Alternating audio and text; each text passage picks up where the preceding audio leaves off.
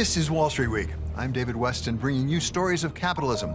Losing valuable people to migration isn't that unusual. But what does it mean when even your former prime minister leaves to find opportunities elsewhere? Plus, President Trump is a big booster of stablecoins. But what are they actually good for, and what do they mean for the banking system? And grocery shelves are packed with more varieties of bubbly water than you can count. Why are there so many, and how many will survive? But we start with the postponed Beijing summit between President Trump and President Xi, rescheduled because of a war in Iran that was supposed to be over by now. How much will it affect discussions between the two leaders, assuming that they happen as planned? Myron Brilliant is a senior counselor at the DGA Albright Group and recently returned from China. I think there's been a fair amount between the economic leaders, right? So Vice Premier He Feng on the Chinese side and his counterpart here, Secretary Bessent, and Ambassador Greer have had 6 or 7 rounds of discussions. So I think on that side, they understand where the guardrails are, what can be done. There are some questions about, how much can be done in areas like export controls. But I think the United States thinks they're going to get something on market access, more beef, more soybeans, maybe Boeing planes, something progress in those kinds of areas. So I think that side of the equation is good. The side that is less clear is the political side. As you suggested, summits of this nature with this high expectations tend to take months to prepare. With the president and the administration distracted by the war in the Middle East, it's not had the same level of political connectivity between, say, Foreign Minister Wang Yi and his counterpart, Secretary of State Rubio. There is dialogue, but I'm not sure the infrastructure of the system has been as deep and broad as you would expect of a summit of this nature. If you think about the wish list from the two sides, you just mentioned some of the things the United States would like, selling more soybeans, for example, Boeing planes, or things like that. But this is the first meeting of these two leaders since they really had sort of a trade dispute, particularly over things like critical minerals. Have they put it back together?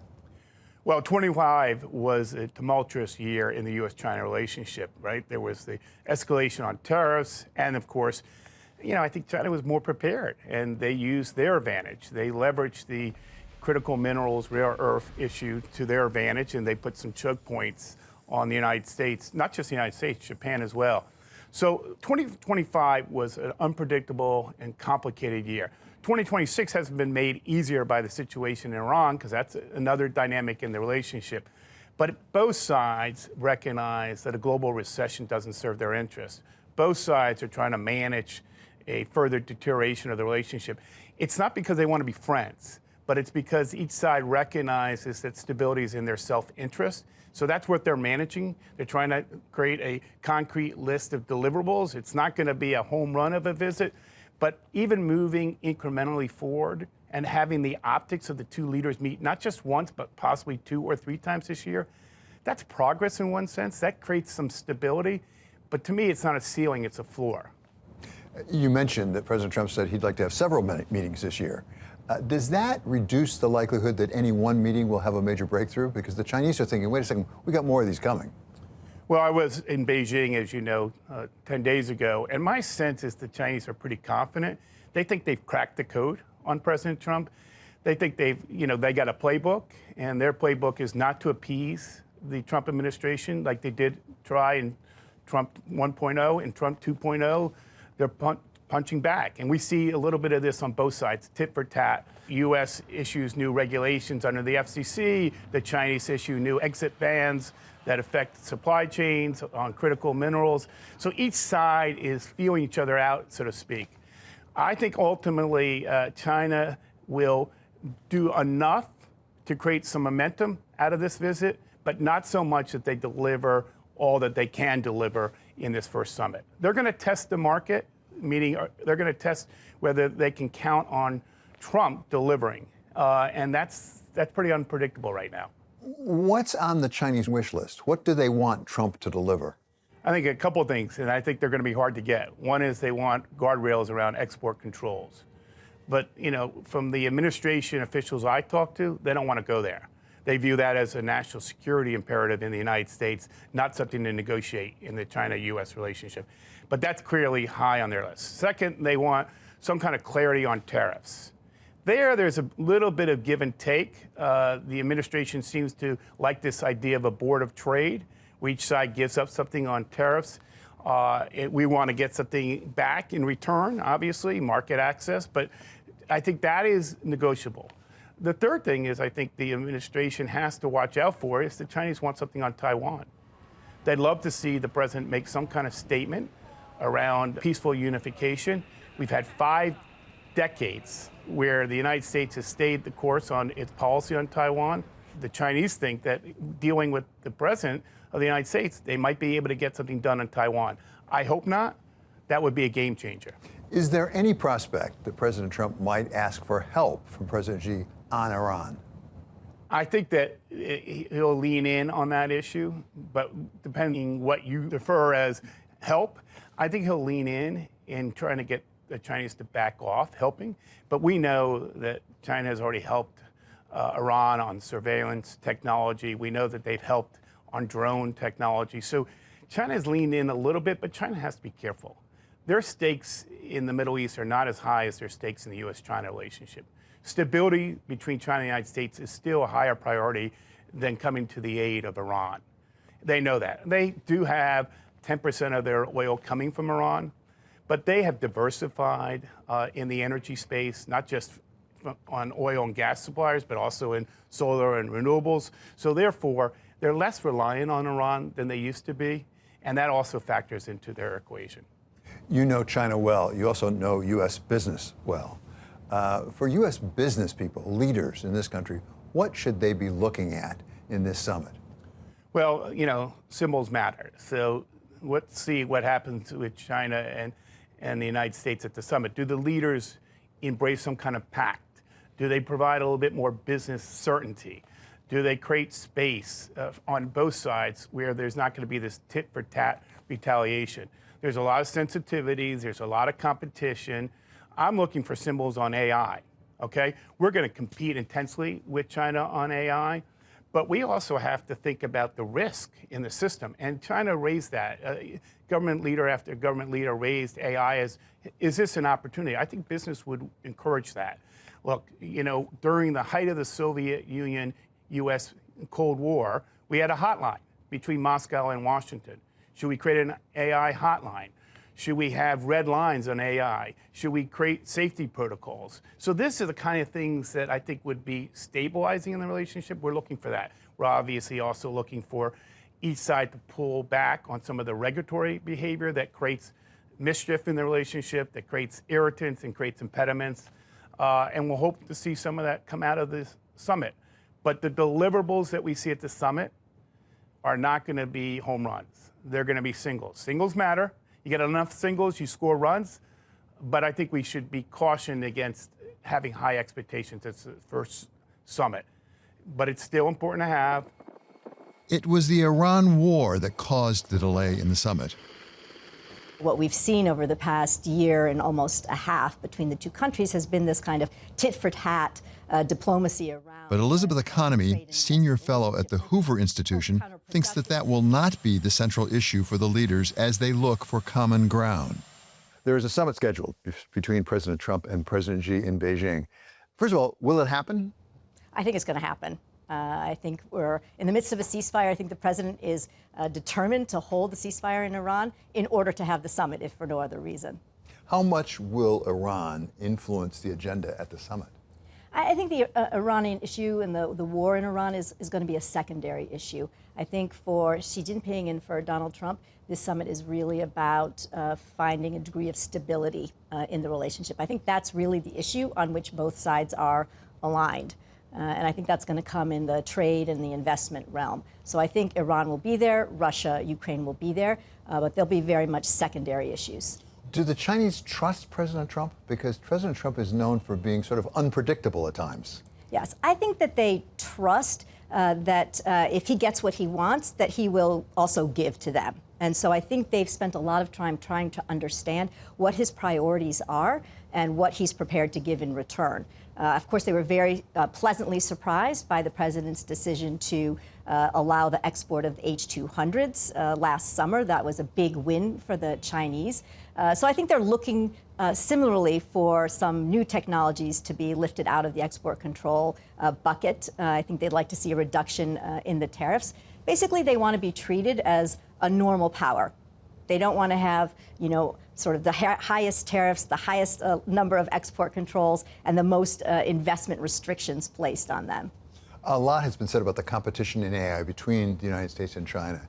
Is there also a possibility for cooperation? I see now the White House is now saying maybe we should have some rules about releasing new models, LLM models. Do you think President Xi's open to some sort of a multilateral agreement? I think that would be a very, very complex negotiation. What I understand is on the table for the summit, at the very least, is really a negotiation around both sides agreeing to terms for keeping AI models, certain AI models, advanced AI, out of the hands of rogue actors. I think that's the sort of starting point for where the two sides might come together. Coming up, the brain drain away from New Zealand. What's causing it, and can anything be done?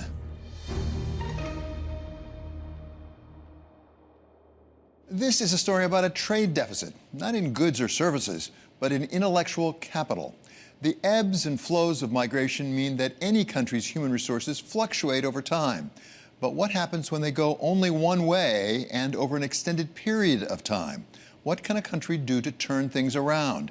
That is the question New Zealand is asking itself right now. Could I just grab a long black, please? In Melbourne, the so-called coffee capital of the world, lawyer Sean Collier has found a new home. Thank you so much. The New Zealander moved to Australia in 2023.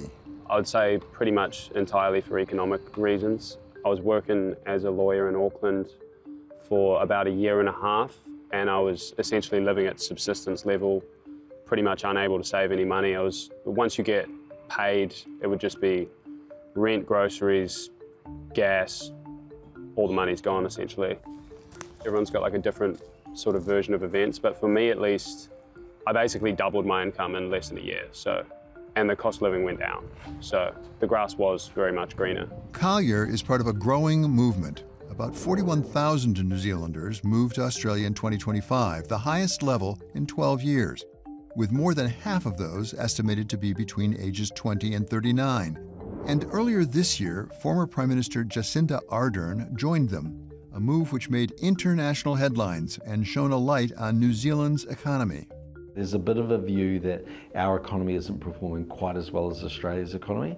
Then you're feeding the narrative that people are starting to hear at dinner parties that, all of our children are leaving, or the healthcare services are better, or some other kind of thing. Like Ardern, John Key is also a former Prime Minister of New Zealand, and before that was global head of foreign exchange at Merrill Lynch. The New Zealand economy is not as strong as we'd like it to be, and maybe not as strong as historically it has been, but it's not a story of universal lower growth. Actually, Auckland and Wellington, the main centres, have been weaker, and largely weaker because of negative house prices. So that's had a big impact on construction and all sorts of activity related around housing and the sort of negative wealth effect of people living in Auckland. And when you think Auckland is home to 1.5 million people of a population of about 5 million, it has quite a big impact. So yeah, that's been a bit negative, but the rest of the country has been very strong actually. Rural prices have been strong. So we're a big food producer, basically started life as Britain's little farm, and we continue to be that. We're very much a strong food producer, so that part of the country's been good. And there's lots of exciting things happening. Well, New Zealanders have always left for Australia. The question is whether they come home. Largely they do, but not always. I mean, if you look at New Zealand, we're a home of, say, 5 million people now. About 500,000, maybe as many as 1 million New Zealanders live in Australia, so it's quite a few. We're a little bit like Canada is to the United States. In the end, the United States is a sort of magnet for talent out of Canada. Pay packets are higher, opportunities are greater. It's a little bit like that from New Zealand to Australia. And every New Zealander has a free option. So you're free to go to Australia, It depends on the conditions of how you go, but you are free to go. So it's a very open labour market. And there's just no question that those jobs and opportunities are bigger, and the lifestyle is very similar. But while New Zealanders have always sought the experience of living overseas, be it Australia, the UK, or US, typically they would return home eventually to start a family and buy a house, often with more wealth and increased expertise from their time overseas. I've always thought I would raise my kids in NZ. You know, I've always, like, when I moved here, the plan was to sort of get a bunch of money together and go home. And I've spoken to a lot of Kiwis over here, and that's very much their intention as well. But to be honest, like, out of all the Kiwis I know that have moved here, I couldn't name more than, like, you know, 3 or 4 that have actually returned. So I think, I don't know, it's a pretty big issue. Like, it's looking less and less realistic for me. And it's showing up in the numbers. New Zealand's net citizen migration is at its lowest since official data began in 2001. In other words, people are leaving like they always did, but now they're no longer coming back. New Zealand has got a very big productivity problem in that its economy is just muddling through. Gillian Tett is provost at King's College, Cambridge. There's a lot of self-inflicted wounds in New Zealand, not least, for example, the NIMBYism that prevents people from building enough houses to ensure that everyone could get access to a house cheaply and easily. So you're creating in New Zealand a real intergenerational inequality problem in that people who are inheriting assets are doing well, others aren't. So New Zealand's got a lot of problems, and that's one reason why you've got New Zealanders leaving at the moment. But in terms of trying to attract smart people and smart talent, that really is the big new game in town. New Zealand's problem is not unique. Poland experienced a brain drain after joining the EU. Ireland did so in the wake of the great financial crisis. And Portugal is the latest in Europe. In all 3 examples, citizens saw new opportunities for higher pay and better jobs elsewhere. But Tett says the loss of intellectual capital isn't always a bad thing. Is the flow of intellectual capital necessarily a zero-sum game? I saw a recent report that suggested actually both countries could benefit because people, when they go someplace else, maintain relations back with their home country. And there can be a flow of capital, of business across the boundaries. Can it be something that could benefit both countries? One of the biggest mistakes people make is to regard intellectual capital as a zero-sum game and to assume they have to hang on to their brilliant minds at all costs and stop them from going around the world. That was a disastrous mistake because history shows very clearly that to get innovation, you ideally need to have 1 or 2 things happening, ideally both at the same time. On the one hand, you need to have clusters of brilliant minds who can bump into each other, ideally from different disciplines, to create that kind of interdisciplinary collisions and creativity. But you also need to have some diversity and serendipity that allows people to bump into entirely different ideas in a way that enables them to be even more creative. But in terms of people moving around and spending stints of research time in different intellectual hubs and environments, it's absolutely crucial if you want to keep ideas flowing for the benefit of everyone and spark new ones. And it makes my blood boil when I see governments trying to shut the doors on people, whether it's the European Union and the UK, which have not yet implemented a youth mobility scheme. That makes my heart break, frankly. The fact that it's become harder to move scientists back and forth across borders, or not just scientists, but social scientists and humanities scholars as well. But also what America's doing at the moment is not helpful in terms of sparking that extraordinary, if you like, chemical mix of brilliant minds coming together. A healthy flow of intellectual capital may be a good thing for a country, but it needs to flow in both directions. Poland provides tax incentives and other support for citizens to return. Ireland's corporate tax rate attracted foreign direct investment to promote job growth. And Portugal is looking to stem its brain drain by offering tax exemptions for a worker's first decade of employment. As politicians, and I think even as business leaders, we feel unclean about any kind of incentive to do something. And so, for instance, in my day, I put up pretty big incentives for movies to be made. That led to The Hobbits and so many other things happening at Avatar. And you imagine the skills and technology and capacity that came off that. but it caused a massive outcry that we were essentially giving back some of the indirect tax that we got in the form of the subsidy, because we didn't normally do that.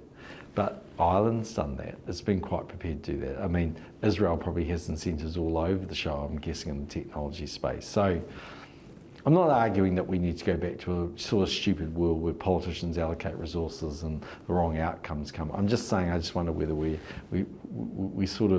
let perfection get in the way of the possible. During Key's time in office, HSBC labeled New Zealand a rock star economy, praise that enhanced its global reputation and helped the country experience positive net migration with Australia for the first time in 24 years. We had political stability. You know, I was starting to go through Australian prime ministers pretty rapidly. We'd had one, myself. And by the end of it, that period of 8 years in office, HSBC described us as a rock star economy. So people started saying, wow, and there really are some great opportunities over in New Zealand. They started coming over. So it's not an impossible thing to get. Sadly, what you see is, I mean, in a lot of ways it's a good thing, but we have a very much an integrated economy with Australia. So see closer economic relations is our free trade deal, and it's about the most comprehensive free trade deal you can get. Extremely comprehensive, so goods can travel in either way. There are no conditions. Basically, investment can do the same. So one of the reasons why you see less Australians coming over is their investment comes into New Zealand, but then they stay in Australia and have someone running the operation here, but they domicile the operation in Australia. So look, it's a challenge, there's no question about that. But then you've had isolated parts of the country, like if you look at, say, Queenstown, it's had enormous connectivity with Australia, deemed to be kind of beautiful, the Aspen of the south. It's attracted an enormous number of migrants, both from the United States, United Kingdom, but Australia. And you are seeing positive net migration there. So it's not every place, but it's certainly been hardest felt in Auckland, where people have left, I think. New Zealand's government has also introduced a range of measures, including active investor visas for wealthy foreigners and tax incentives for investment. It's not yet driven the sort of economic opportunities to attract Kiwis back home, but for now, Key says New Zealand should lean into what it's known for. It can be a little bit negative, but I don't know, I look at New Zealand and I say, okay, yeah, I understand all that, but we're 5 million people. We really are the last bus stop on the planet, but we're kind of a paradise as well. In a world where there's global insecurity, we seem like a really safe place. We are incredibly beautiful. I mean, there's a lot of things going for New Zealand. So I'm kind of the view to say, yeah, we need to acknowledge that the economy needs to be a bit stronger and create more opportunities, but let's not sort of panic that all is not fixable, at least in New Zealand, because I actually believe it is. In terms of actually fixing these problems, I think, yeah, like in a nutshell, we need to be looking at things that will actually attract young people back to the country. I think so many people have left now, it's not going to be good enough to just stop them leaving. We actually need to look at things that will bring people back. And for my generation, like the main problems are housing, like being able to afford property, being able to have kids, job stability. AI's ruining job stability for a lot of people. So I think our government should be looking at ways to sort of guarantee that if you work hard in New Zealand, you'll actually be able to have a good quality of life, which is not the current situation over there. Up next, President Trump likes them, and the Genius Act provides a U.S. law to regulate them. But what is the real use case for stablecoins, and how much will they transform the banking system? This is a story about cutting through the noise. Well, I think Bitcoin is the king of this market. It will remain the king of this market. I'm laser-like focused on Bitcoin. I think Bitcoin is digital capital. I think it's going to outperform the S&P index over the indefinite future. There was nothing that couldn't be done in crypto better, faster, cheaper, more transparently. There's been a lot of noise about cryptocurrencies. It's sometimes hard to sort out the crypto noise from the signal. But whatever the reality behind all the hype, there is one particular version of cryptocurrency that is growing in use, that seeks to deliver on the promise of combining the speed and ease of blockchain with the relative stability of currencies, and that you may be using without even knowing it. According to supporters, 2025 was the year of the stablecoin. in 5 years or 10 years, the overwhelming majority of the payments that happen in the world, just by sheer number of payments, are happening via stablecoins. It can be fundamental to changing not just the financial system, but the way the broader economic system works. And as of last year, the stablecoin subset of crypto now has the regulatory backing of the U.S. This could be perhaps the greatest revolution in financial technology since the birth of the internet itself. A lot of people are saying that. I don't know. What do you guys think? Yes? The answer to President Trump's question may lie in the wallets of people around the world who simply want to send money across national borders. According to Bloomberg Intelligence, the total amount of money sent using stablecoins will reach over $56 trillion by 2030. But however big it ultimately gets, it's starting small, with many people sending just a few $100s at a time. People like Hannah Nicole Danoy. I have been living in New York for 8 years, and I am a restaurant manager. I send money home to the Philippines, I would say about between $500 to $1,000 a month. I prefer sending money home through apps like WorldRemit or Remitly. Danoy is one of 2 million Filipinos living abroad. Together, they sent $35 billion back to the Philippines in 2025, equal to over 7% of the country's GDP. For Wei Zhou, the CEO of Philippine-based CoinsPH, this is stablecoin's biggest opportunity. 10 years ago, the cost of remittance for every dollar, it was 8%. With technology, with better connectivity and banking rails, that cost went down to 2 to 4%. By using stablecoins, we can lower that cost to anywhere between 0.5% or 50 bips. And we hope to lower that even to 20 to 30 bips. When you're running $40 billion with remittance, for every 1% that you save, that's $400 million that goes back into the people's pockets right away. CoinsPH partners with online money transfer platforms to bring stablecoins to users' wallets. It partners with, among others, Remitly. Its CEO is Sebastian Gunningham. Every time that you do a send transaction, we have a transaction engine that chooses the best way to send that money at low cost and at speed. So we use the stablecoin's rails. The machine decides, is the stablecoin rails better, faster, cheaper than any alternative, and therefore we use it. So we're adopting it where it makes sense, where it beats price, where it beats speed. This process is called a stablecoin sandwich. A user in the U.S. deposits dollars with Remitly, which converts the funds into stablecoins. These stablecoins travel instantly across a blockchain to CoinsPH in the Philippines, where they are converted into local pesos. Although users can hold the stablecoins in a digital wallet, for most, the blockchain path is entirely invisible. Customers interact only with the dollars at one end and the pesos at the other end, enjoying the speed of crypto without the complexity of managing it. We have crypto, we have stablecoins. There's been a fair amount of volatility in cryptocurrencies. Does that affect stablecoins? For stablecoins, it is moving towards sort of, just another word for money. Stablecoins are a type of crypto, right? But it's sort of it has grown out of crypto and can be its own segment now. What do you regard as your largest opportunity for growth? Basically lowering the transaction cost and then decreasing the transaction time to move money in and out of the Philippines. I think right now what we see is that there's almost 15 to 20 million Filipinos that work overseas, either as domestic helpers, work on cruise liners, as factory workers in the Middle East and Korea and Japan. The financial services they need are actually back home in the Philippines, whereas they get paid in the local dollar.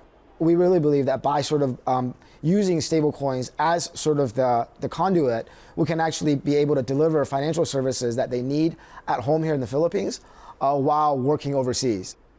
Last year, some estimates put the volume of stablecoin transactions at around $35 trillion. But a new report from McKinsey's Matt Higginson suggests the reality is much more modest. How large is the stablecoin market right now, and how fast is it growing? So you'll hear in the media the trillions of dollars of stablecoin payments today. 99% of that is crypto related, not the sort of payments we think about, which is company to company or even paying remittances person to person. And so we look at this situation today and say, how much real payments volume is there out there? And we think it's probably the order of $1 billion or $2 billion a day, which is tiny. The latest estimates we have are $390 billion in the total year. And that compares with several $1 trillion of regular payments per day.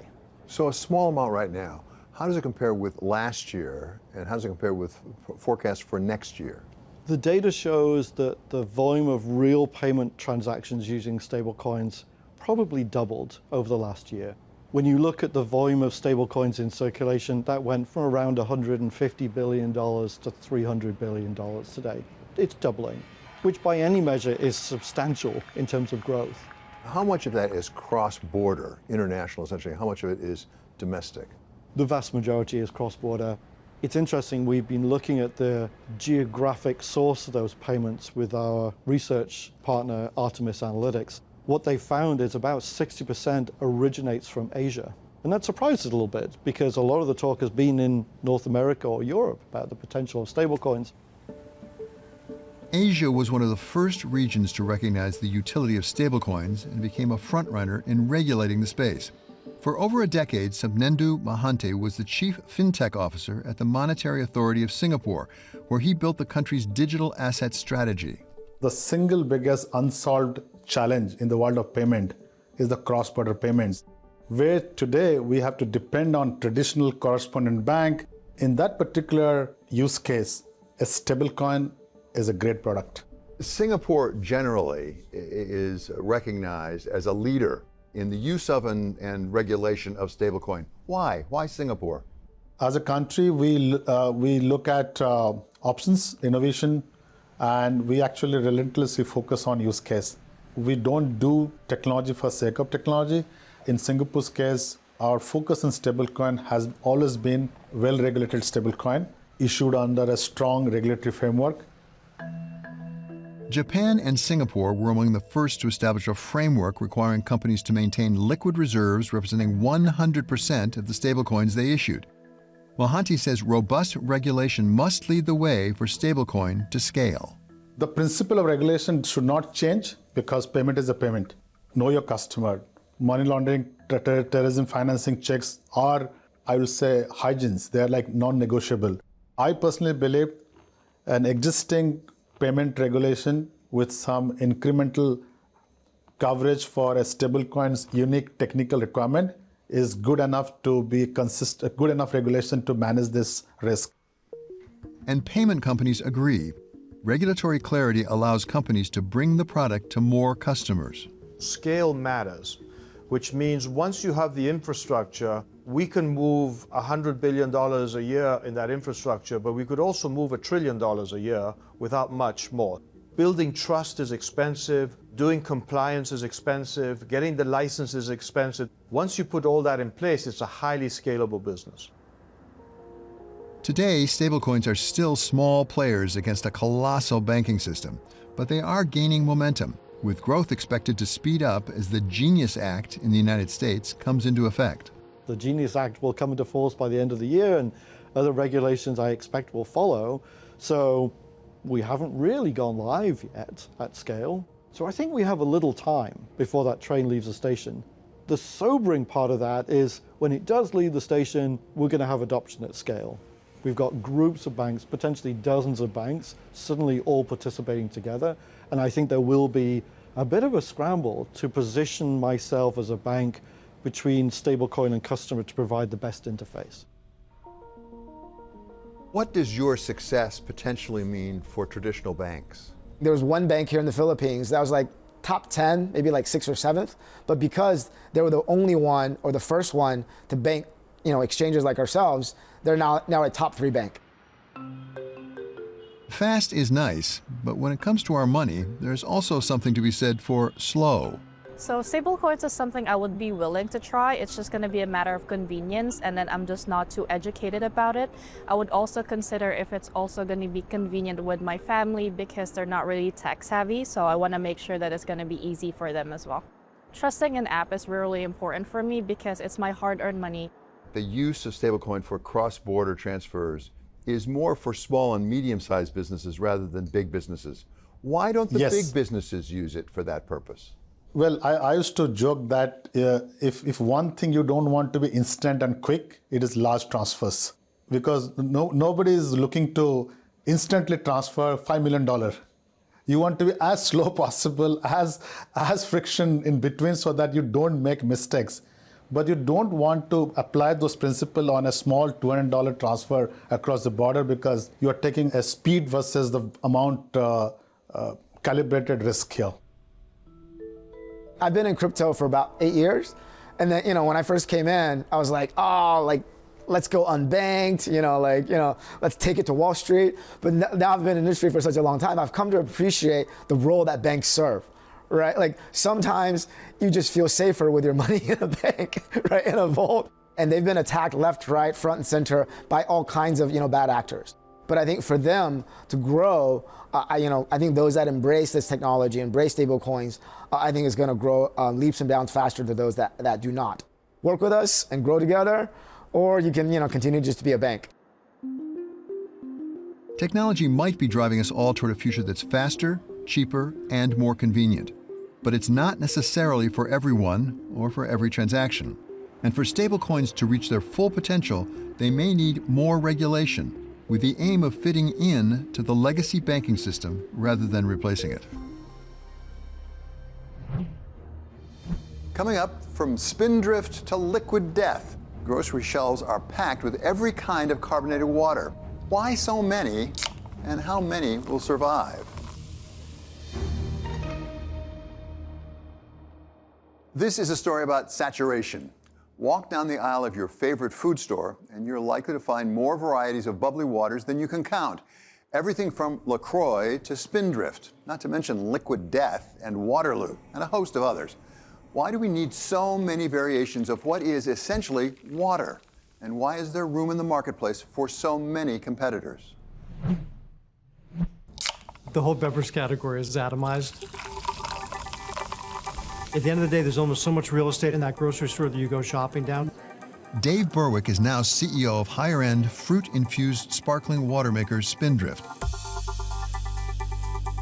After serving as CEO of Peet's Coffee and Boston Beer, and spending 20 years at Pepsi. All those brands have to prove themselves to those retailers who own those shelves that they're worthy of being on that shelf. So again, it's what makes the category really challenging. For me, it's what I love about the category because, nothing worth doing in life is really easy, and this is not easy.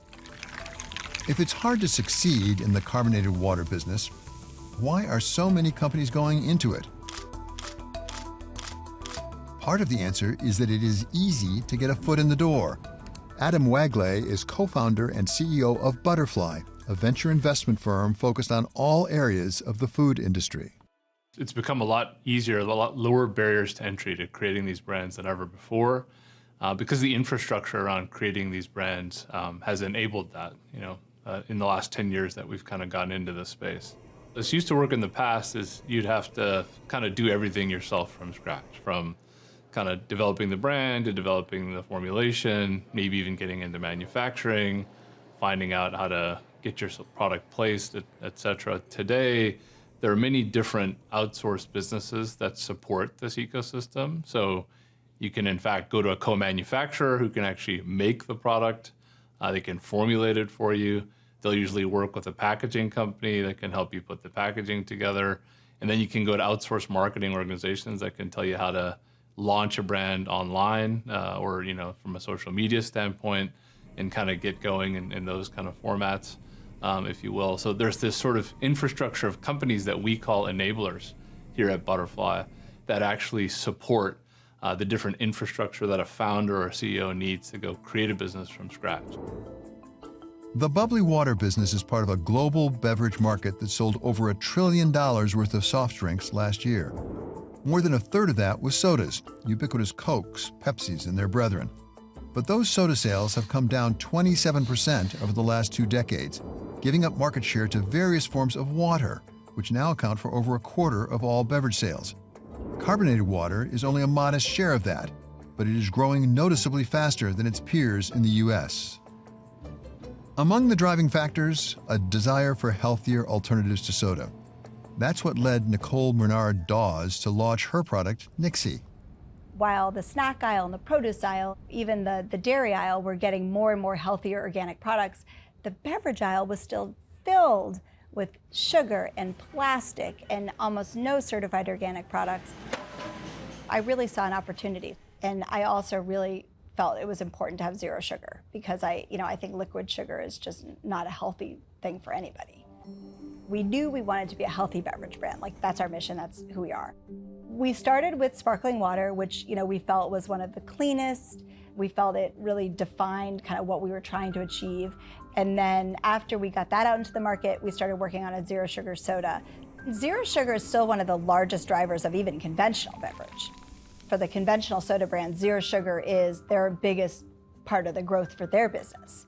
And I think that also was exciting to me because, when you have a category that large, there's a segment of the population not being served by the products that are the number one or number two products. You're hearing the term modern soda a lot. And if you went into a grocery store, a few years ago, you might have 2 or 3 feet for this new type of soda. And now you're going in and you're seeing, chains like Walmart expanding from 2 feet to 8 or 12 feet. That growth of the bubbly water segment makes more attractive a business that's easy to get into in the first place. A form of making it up on volume. It's a great business, which is why I do it. I love big categories because, think about it. If you're talking about a $10 billion category, you don't have to be a significant part of that to be a significant business. What is the opportunity you see for Spindrift? When we came in about a year and a half ago, it was about a $300 million business. We'll be close to a $500 million business at the end of this year, so after 2 years. And I think there's a clear path to $1 billion and beyond for this brand. The sparkling beverage business is still growing 25 to 30% as more people come in. And when they do come in, they get to try our brand, which we think is better than others, and we like that. But we're also looking at other adjacent categories where we can take sort of that core equity, what Spindrift is, which is real squeezed fruit. How do we take that real squeezed fruit and bring it to other categories? So most recently, we've launched a non-carbonated tea product that we're really excited about. So between the core business of sparkling water, adjacencies like tea, we've also launched a soda, a healthier, better-for-you soda product that can get us to $1 billion. It's a growing business segment, but that doesn't mean it's easy to carve out a niche for any particular product, much less succeed over the long term.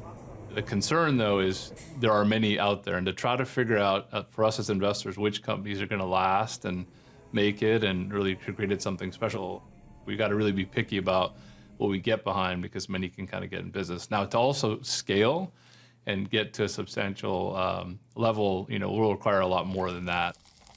What about price? Where do you want your product to exist in the spectrum on price? We definitely want to exist in the high end. And as we know, it's been much talked about. We're in a K-shaped economy right now. We serve that upper K. We want to bring everybody in, but you want to be in the premium segment. I think you want to focus on gross margin improvement, so you can, because that's really the oxygen of our business. So when we sell at a premium price point, we can improve our gross margin, then reinvest to grow the brand. Also, interestingly, like within the health and wellness space where we play, we're seeing more and more low and middle income households actually trading up to premium brands when it comes to health and wellness.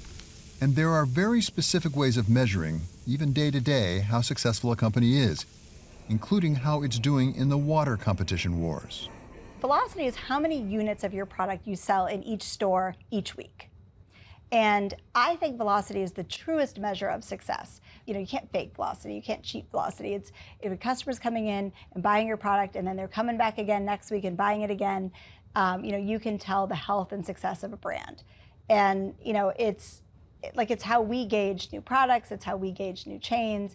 And I think it's very important for brands to watch their velocity closely and make sure that your velocity is where you want it to be. And if it's not, that you're learning why and fixing it as quickly as possible. Looking at sales, obviously, are we selling in, to our retail customers, so to Walmart and to Costco and to Target and all those folks? We got to look at that every day with how the orders are building up. We also want to look at syndicated data. Right now, we only have about 8% of households that buy us during the course of a year, and that's pretty low. But that's a good thing because that means there's a lot more places we can go with this brand. So we'll look at that. We also look at things like trial, how many people are trying our product, and what's the repeat purchase. That's another really important one. Everybody will try anything at any given time, But the real measure is how many people come back to your product for the second time and the third time. So we also look at that. It's a growing segment with an awful lot of competitors, but can it be a good investment? Wagley finds that the very factor that lowers the barriers to entry may be the key to investing. 1/3 of what we do at Butterfly is investing in consumer brands. And we think we're good at picking them and finding winners and making it work. But 2/3 of what we do is investing in those enablers. It allows us to not have to take the brand risk, right? We can just say, okay, we're going to bet behind hydration and the flavors that go into hydration. And so let's go find a flavor company that powers all these different hydration brands. And we don't have to sit here and determine which hydration brand is going to win. So if we can go against the packaging companies that supply those hydration businesses, I think it's a great idea. Flavoring, again, is a big flavors, essence, ingredients in general are another area where we play and find amazing companies that are supplying those different sort of vendors. And then finally, a huge ecosystem that we spend a lot of time on is co-manufacturing. So a lot of manufacturing has been outsourced to these companies that are very professional at doing it and can do it for big brands, small brands. Finally, I'd say there's also the distribution and logistics of moving these beverages around, which are really interesting players, both national distributors, but also regional distributors that might specialize in certain channels. Those so-called enablers may be good investments, but those at the center of the business believe there's no real substitute for doing it yourself.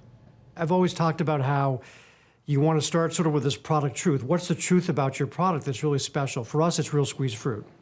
It's been around since 2010, and it's really ridden the wave of consumers gravitating toward healthier, better-for-you beverages that happen to be refreshing and has a nice flavor profile. In most businesses, saturation is a bad thing. Success usually comes from scarcity.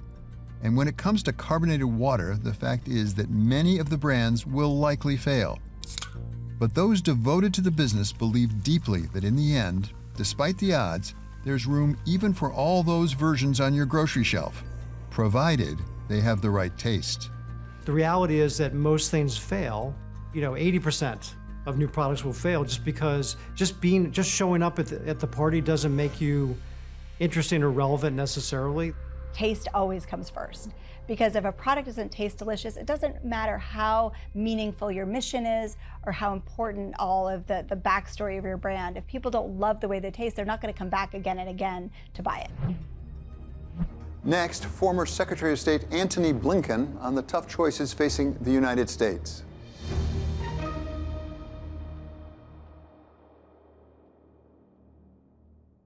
A lot has happened since President Biden left the White House. From a tentative ceasefire in Gaza, to deep disagreements within NATO, to a war in Iran shaking the very foundations of the world economy. Antony Blinken served as Biden's Secretary of State, and this week we talked with him at the Economic Club of New York. You have been in the room, literally, with the Iranians in negotiating. We look from a distance. How should we be watching this? Give us a viewer's guide to what we're seeing and how do we make sense of it all? Well, I wish I could say it'd be easy to make sense of it all because it's a little head spinning because every day we're hearing something a little bit different. I am hopeful that maybe this is coming to at least a temporary landing place. But if you look at where we are, I think you've got to step back and ask where did we come from? And then where does this actually go from here? Where did we come from? I actually obviously have a bias, having been in the Obama administration, but to the extent that Iran's nuclear program was one of the causes of the most recent conflict. Unfortunately, we had an agreement. It wasn't perfect because by definition, anything that's negotiated is going to give something to the other side. But it put Iran's nuclear program in a box, a tight box, with the most intrusive inspections, pushed back the time it would have taken them to produce fissile material for a nuclear weapon to well past 1 year. And at least that problem was in a place where we could manage it, which in foreign policy, national security, is usually the best that you can do. Had they decided to break out of the box, we still had a military option. And we would have had a lot more information about their program because we had very intrusive inspections. Back then, President Trump decided to tear up the agreement, but replace it with nothing.